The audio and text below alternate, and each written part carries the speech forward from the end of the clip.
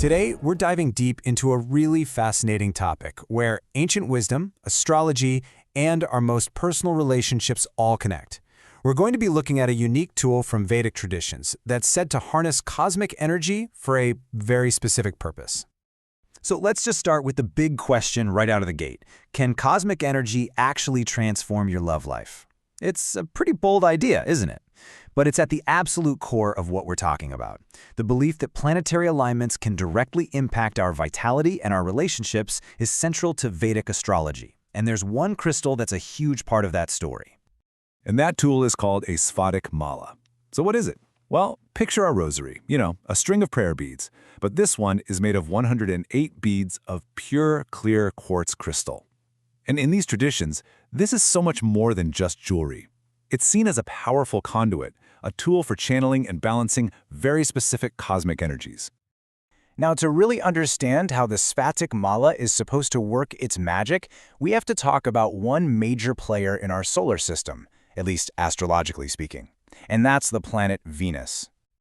You see, in Vedic traditions, Venus, or Shukra, as it's known in Sanskrit, is the celestial heavyweight that rules over everything to do with love, beauty, romance, and even our sexual vitality. It's the planet that supposedly influences our romantic side, our sense of pleasure, you name it. So, and this is the key, the condition of Venus in your astrological chart is considered incredibly important. And this is where it gets really interesting. Because Venus is said to have two very different faces. If Venus is strong in your birth chart, it's believed to give you charisma, a capacity for sensual enjoyment, and just harmonious, beautiful, intimate connections. But if Venus is weak or afflicted, well, it's said to lead to the complete opposite. Things like low libido, conflict in your relationships, and just a general feeling of being unfulfilled.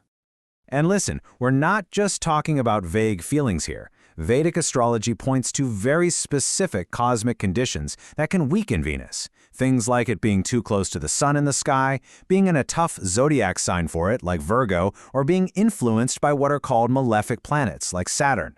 These are the kinds of astrological problems that people then look for remedies to solve. So, if a weak Venus is the problem, how exactly is a string of crystals supposed to be the solution? Well, this is where that whole energetic connection really comes into play. The Sphatika Mala is known as an up-ratna, which is a fancy way of saying it's a substitute gemstone. Now, the main gemstone for Venus is a diamond. Pretty powerful, right?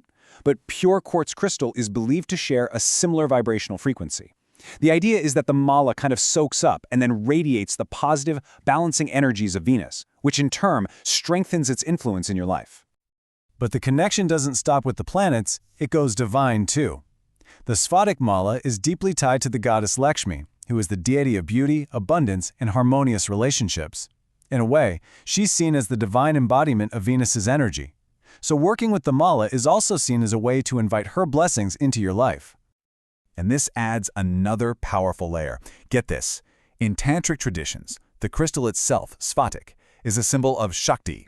That's pure, raw feminine power. It's believed to help awaken the Kundalini energy, which is this potent spiritual energy coiled at the base of the spine, leading to a much higher level of sensuality.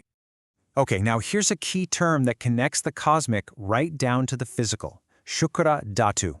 This is a concept from Ayurveda, and it refers to the body's vital essence, our reproductive fluids.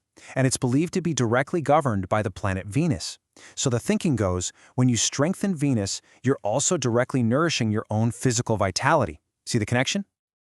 All right, so we've got the what and the why. But how do you actually do this? How do you put it into practice?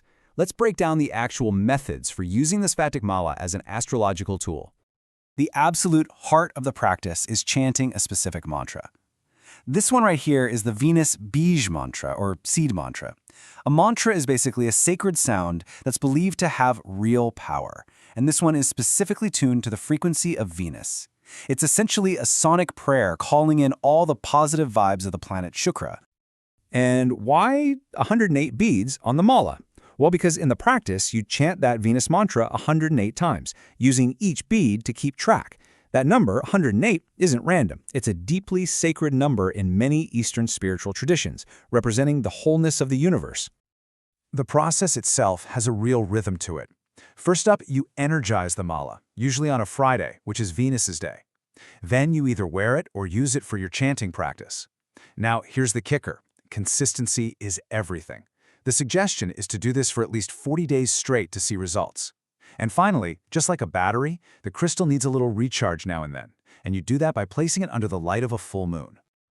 So, after all of that, the chanting, the ritual, the focus, what's the goal? What's the payoff? What are the promised benefits of aligning yourself with that stronger Venus energy? Well, the promised benefits pretty much directly address all those problems we talked about with a weak Venus. The practice is said to boost vitality and libido, help create deeper emotional and physical bonds, and even cut down on the kind of stress that gets in the way of intimacy. It's really framed as this holistic upgrade, not just a physical fix, but something that elevates your sensual life into a more spiritual, connected experience. And that really brings us to our final thought here. You know, whether you view all of this as a genuine spiritual practice, a metaphysical tool, or just a really fascinating cultural belief, it poses a pretty compelling question for all of us. In our super fast-paced modern world, what role, if any, can this kind of ancient wisdom and intentional ritual play in how we connect with ourselves and with each other? It's definitely something to think about. Thanks for tuning in.